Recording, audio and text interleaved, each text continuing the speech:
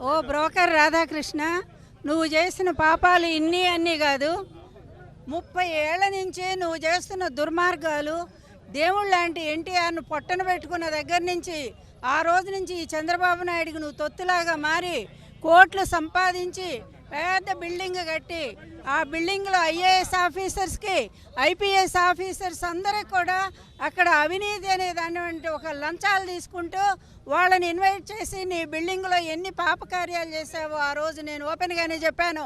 ఈరోజు కూడా చెప్తున్నా, నీ పాపం పండే పరిస్థితి వచ్చింది. అందుకనే వైఎస్ఆర్ కాంగ్రెస్ పార్టీ మహిళలతో పెట్టుకున్నావు నువ్వు. ఈరోజు మొదటి నుంచి మహిళల మీద ఆడిపోసుకుంటూ మహిళల మీద విపరీతమైనటువంటి వ్యాఖ్యలు చేసుకుంటూ వాళ్ళ క్యారెక్టర్ అసాసినేట్ చేస్తూ ఇప్పుడు కూడా ఆ విధంగా మా పార్టీ నాయకుల భార్యను నువ్వు విమర్శించావు కనుక దుర్మార్గుడా, నీ కుటుంబం ఏంటో నువ్వు చూసుకోరా ఒక్కసారి.